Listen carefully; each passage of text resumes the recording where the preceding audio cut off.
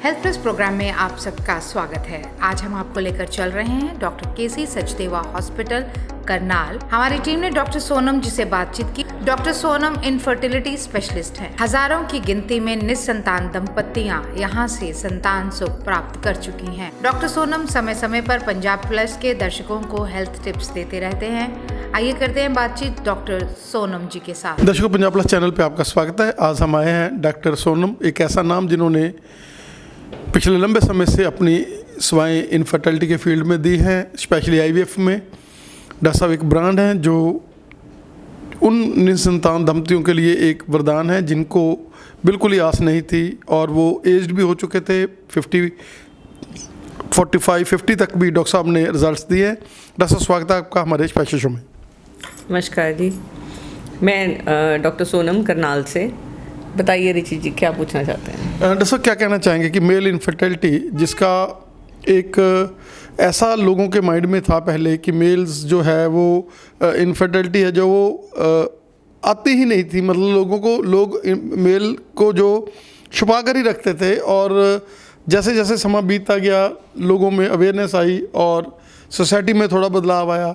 क्या कहना चाहेंगे कि अभी हम लोग हरियाणा के जिस एरिया में बैठे हैं, अभी तक यहाँ तो अभी तक भी ये चीज़ें हैं कि मेल इनफर्टिलिटी के लिए जो हैं वो अभी भी मानने को तैयार नहीं है। क्या कहना चाहिए? देखिए, हर 7 कपल्स में से एक कपल को अब इनफर्टिलिटी हो रही है। मतलब अभी जो इंसिडेंस है इनफर्टिलिटी का या निसंतानता का, वो बढ़ता जा रहा है दिन पर दिन। उसके बहुत सारे मुख्य कारण, सबसे बड़ी बात यह है कि शादी लेट हो रही है। शादी लेट होने के अलावा जो लाइफस्टाइल है उसकी वजह से जो अंडे और स्पर्म्स की जो क्वालिटी है वो पुअर होती जा रही है दिन पर दिन। और बट इंटरनेट की वजह से और सोशल मीडिया की वजह से लड़कों में भी बहुत अवेयरनेस बढ़ती जा रही है। लेकिन जो अवेयरनेस है वो उनको बहुत देर से आती है। जब उनकी शादी हो जाती है तभी उनको पता चलता है कि उनको इनफर्टिलिटी है। जबकि आजकल लड़के सेक्सुअली एक्टिव तो बहुत छोटी एज में हो रहे हैं, तो उनको अपना सीमेन टेस्ट करवा लेना चाहिए टाइम से और पता कर लेना चाहिए कि उनको कोई और बीमारी तो नहीं है जिसकी वजह से वो उनको आगे चल के फर्टिलिटी होने में दिक्कत होगी। और दूसरी बात, आजकल जो जिम का चलन है, जब प्रोटीन के सप्लीमेंट्स हैं या वो इंजेक्शंस लगाते हैं मसल बिल्डिंग के लिए, वो एक सबसे बड़ा कारण है इनफर्टिलिटी का, जो कि लड़के रियलाइज़ नहीं कर रहे। जितनी भी हैवी एक्सरसाइज है या बहुत तेज़ वो एक्सरसाइजेस करते हैं जिससे उनके नीचे का टेम्परेचर बढ़ जाता है, जो स्क्रोटम होता है वो बॉडी से बाहर होता है, उसका 2 डिग्री टेम्परेचर कम होता है बॉडी से। वो कोई भी ऐसा कार्य करते हैं जिससे नीचे वाला टेम्परेचर हाई हो जाता है, तो उनको फिर आगे चल के इनफर्टिलिटी होने में हो जाती है और संतान प्राप्ति में मुश्किल आती है।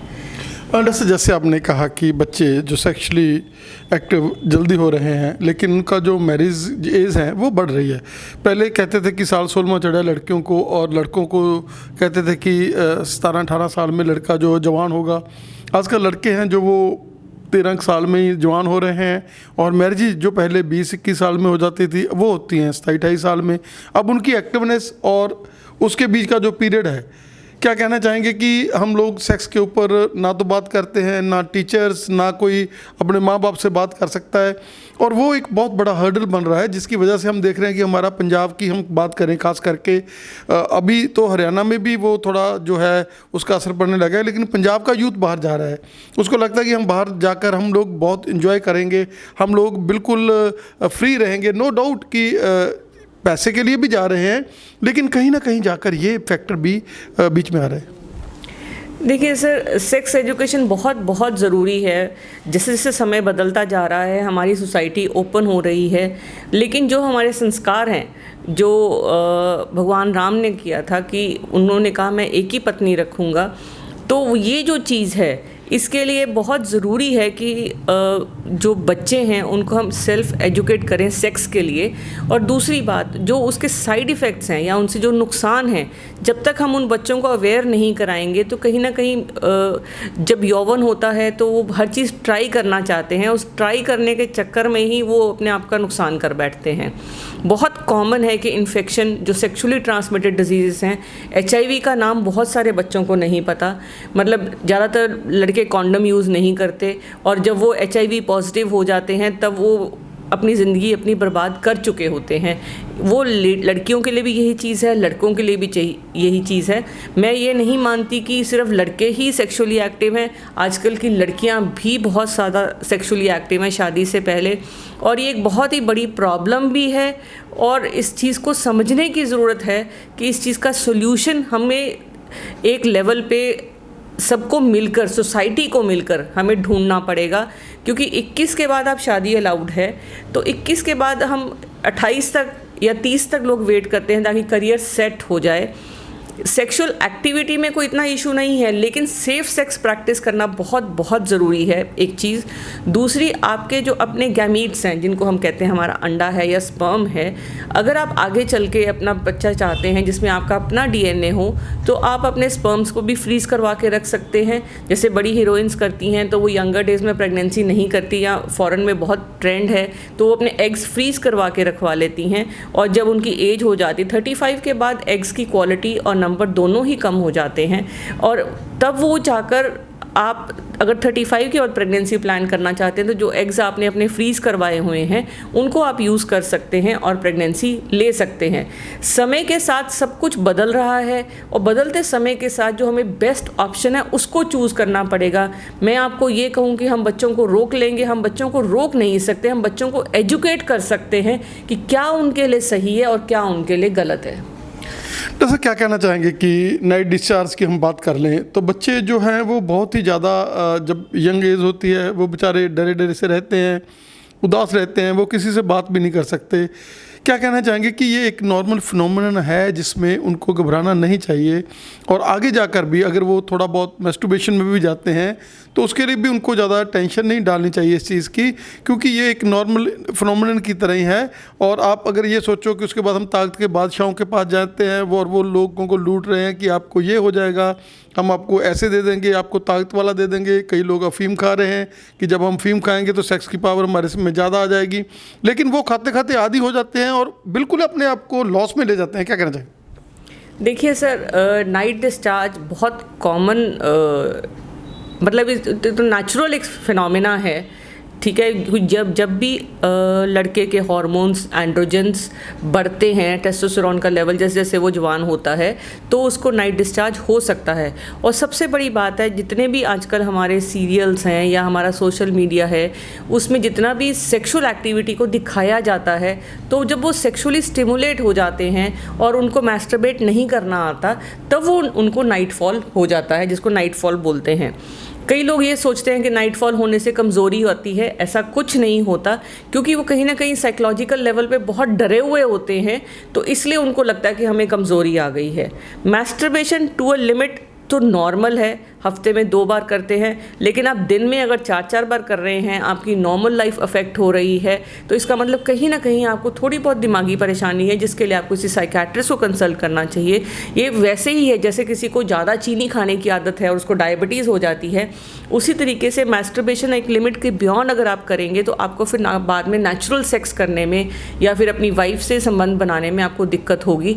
तब फिर आपके लेवल्स हार्मोन्स के दिक्कत आनी शुरू होगी, और तब फिर आप ये सोचेंगे कि हमें अब क्या करूं। तो इससे बेटर है कि अगर आपको लगता है कि आपकी इच्छा बहुत ज़्यादा है और आप अपने आप को कंट्रोल नहीं कर पा रहे, आपको मेडिटेशन रेगुलर करनी चाहिए। मेडिटेशन एक बहुत इम्पॉर्टेंट टूल है हमारी बॉडी का, जो हमारी exercises, meditation, vitamin D, vitamin B12, इन सब का अगर हम सब कुछ नॉर्मल सेवन करेंगे और प्लस शराब, सिगरेट, अफीम, ड्रग एब्यूज़, इनसे बचेंगे, तो हमें ये जो प्रॉब्लम्स हैं नाइट फॉल की, मैस्टरबेशन की, या इरेक्टाइल डिसफंक्शन की, या प्रीमेच्योर इजैकुलेशन की, इनको टाइमली अगर आप एक क्वालिफाइड डॉक्टर से कंसल्ट करके अपने हार्मोन्स टेस्ट करवा कर उनसे आप मदद लेंगे तो आपकी बहुत हेल्प हो जाएगी।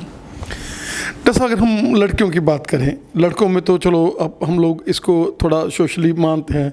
लड़कियां बेचारी जो है, जो पहले कहते थे कि साल 16वां चढ़ा, अभी तो साल देखिए कि जो मैस्टरबेशन है वो 12-13 साल में ही शुरू हो रही है बच्चों को, और वो बेचारी हैं 28-28 साल। चलो स्टिग्मा है समाज में, लड़के तो फिर भी चाहे जैसे मर्जी है, लेकिन लड़कियों के लिए ये बहुत बड़ा एक प्रेशर सिचुएशन है जिसमें वो उन्होंने अपना कैरियर बनाना है, आगे जाकर उन्होंने सब कुछ संभालना है, घर को उन्होंने संभालना, बच्चे उन्होंने पैदा करने हैं।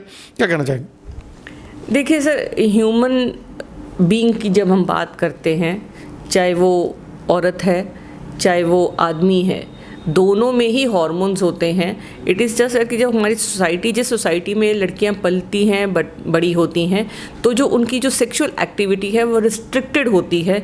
लेकिन जैसे जैसे लड़कियां आजकल बाहर काम करने जा रही हैं, इंडिपेंडेंट हो गई हैं, तो उनके लिए सेक्स भी अब लाइफ का एक पार्ट है। जैसे वो खाना खाती हैं ऐसे ही वो सेक्स करती हैं। और दूसरी बात सबसे ज़रूरी समझने की चीज़ है, ये ना केवल उनकी हेल्थ को अफेक्ट करती हैं, बिकॉज उनको नीचे के यूट्रस की इन्फेक्शन हो जाती है, आगे चल के उसमें कैंसर होने का रिस्क बढ़ जाता है। लेकिन वो उनको समझना पड़ेगा कि वो सेक्सुअली एक्टिव हो रही हैं तो कहीं ना कहीं उनकी इमोशंस इन्वॉल्व होती हैं। तो कई लड़कियां सुसाइड भी कर लेती हैं जब उनके गलत वीडियोस बन जाते हैं, तो उनको ब्लैकमेल भी हो जाती हैं। तो ये जितने भी क्राइम अटैच हो जाते हैं इन चीज़ों के साथ, तो उससे बचने के लिए बहुत ज़रूरी है कि लड़कियाँ अपने आप को कंट्रोल में रखें। और प्लस लड़कों को भी अपने आप को कंट्रोल में रखना है। ये नहीं मतलब कि अगर लड़कों को सोसाइटी कुछ कहती नहीं, कहीं ना कहीं हमारा अपने घर का जो परिवेश है वही हमें अपने लड़कों को भी एजुकेट करना पड़ेगा, लड़कों को भी कंट्रोल करना पड़ेगा अपने आप को। बिकॉज अनकंट्रोल्ड तो कोई भी चीज़ अगर वो होगी तो वो धमाका ही पैदा होगा, उससे कोई फ़ायदा तो होने वाला नहीं है। जैसे बिजली है, अगर हम उसे कंट्रोल्ड वे में है तो घरों में रोशनी होएगी, और अगर कंट्रोल्ड और अनकंट्रोल्ड हो जाएगी तो फिर वो आग लगा देगी। इसी तरीके से चाहे वो सेक्सुअल एक्टिविटी है या आपस के संबंध हैं, उनको हमें एजुकेट करना पड़ेगा, उनको हमें नॉलेज देनी पड़ेगी कि जो रिलेशनशिप है उसको कैसे मेंटेन किया जाए और कौन से रिलेशनशिप में वो एक सेक्सुअल एक्टिविटी इन्वॉल्व कर सकते हैं या नहीं कर सकते। जहाँ तक फीमेल मैस्टरबेशन की बात है, लड़कियां भी इस चीज़ के लिए उनकी बॉडी की ज़रूरत के हिसाब से उनको अवेयर हमें कराना पड़ना चाहिए, ताकि वो एटलीस्ट गलत रास्ते पे ना जाएं, ताकि उनका कोई नाजायज़ फ़ायदा ना उठा सके। डॉक्टर साहब क्या कहना चाहेंगे कि एक क्वालिफाइड डॉक्टर जो इन चीज़ों के लिए स्पेशलिस्ट हैं, जैसे गैनी के आप डॉक्टर हैं, साथ में आपने IVF स्पेशलिस्ट हैं और हर तरह की जो गतिविधि है आप जानते हैं, अगर कोई भी जो पेरेंट्स हैं जिनके बच्चे जवान हो रहे हैं और उनको लगता है कि अब हम PCOD की बात करें तो कहीं ना कहीं जाकर PCOD भी इन चीज़ों के साथ अटैच हो जाता है, और अगर हम बात कर लें और बीमारियों की तो ये मतलब एक जो है गेट वे है जहाँ से स्टार्ट होती हैं चीज़ें। अगर वो तभी आपकी काउंसलिंग करा दें, आप एक बढ़िया डॉक्टर के पास जाएं, उसके काउंसलिंग करें, उसके साथ बैठकर थोड़ा टाइम पास करें उनको, क्योंकि मदर फादर के साथ कई बार बच्चे जो है नहीं बात कर सकते। तो जैसे आपका तो doctor Sonam you are a brand, जैसे हम देख रहे हैं कि रोज़ आप वीडियोज़ कभी किस चीज़ की पा रहे हैं, किस चीज़ की पा रहे हैं, और हम चाहेंगे कि आप सोसाइटी को और भी अवेयर करने के लिए पहले ऑलरेडी आप कॉलेजों में स्कूलों में लेक्चर दे रहे हैं, आप और भी इस चीज़ को बढ़ाएं। और आप इस साल जैसे अब दिवाली का त्यौहार गया है, आप एक परमात्मा आपको हर दिन आगे लेकर जा रहा है, आपके फॉलोअर्स बढ़ रहे हैं, हम देखते हैं कि आपकी एक एक वीडियो के कितने ज़्यादा व्यूज़ हो जाते हैं। आपका हमें समय देने के लिए बहुत बहुत धन्यवाद। Thank you Richi ji, and thank you Punjab plus जिसने मुझे ये मौका दिया कि मैं अपने विचार आपसे साझा कर सकूं। और हम सोचे कि आने वाले समय में आप लोग कॉलेजों में, स्कूलों में और बच्चों को जो भी अपने जैसे अग्रवाल सभा हैं उनके जो बच्चे हैं उन लोगों को भी आप लोग अपने से अटैच करके, या और अरोड़ा वंश के सभा हैं या कोई भी और चीज़ें, तो इन चीज़ों को थोड़ा सा सोसाइटी में स्टिग्मा नहीं बनाकर उनको थोड़ा सा गाइड करने, क्योंकि पेरेंट्स को भी बेचारों को गाइडेंस जो उतनी नहीं है, चाहे कितने मर्जी हो, उस चीज़ के लिए वो आंखें मूंद बैठे। आपकी बात बिल्कुल सही है। मैं बड़े सारे कॉलेजेस में जाती हूँ लेक्चर्स लेने के लिए, हेल्थ अवेयरनेस के लिए भी और सेक्सुअल एजुकेशन के लिए भी, ताकि अगर हम अवेयर करेंगे लोगों को तभी तो वो प्रॉब्लम से बच सकेंगे। Prevention is always better than cure. AIDS जैसी बीमारी को इंडिया जैसी कंट्री में हम लोगों ने अवेयरनेस से और एजुकेशन प्रोग्राम से ही कंट्रोल में किया है, और जैसे जैसे हम जिस भी प्रॉब्लम के अवेयर हो जाएंगे तो हम उस प्रॉब्लम को कंट्रोल भी कर लेंगे। तो आई एम ऑलवेज अवेलेबल, आप जहाँ कहेंगे जी पंजाब प्लस जहाँ पे भी जाएगा डॉक्टर सोनम हमेशा अवेलेबल रहेंगी। डॉक्टर साहब का बहुत धन्यवाद, आपने हमें इतने बिजी शेड्यूल में, आप सुबह से बिल्कुल थके हुए थे, उसके बावजूद भी आप 6 बजने का टाइम है, एनर्जी लेवल जो फिर भी आपके तो हमेशा ही पॉजिटिव रहते हैं और आप में ग्लो रहती है भगवान की दया से। आपका हमें समय देने के लिए बहुत बहुत धन्यवाद। Okay ji, thank you.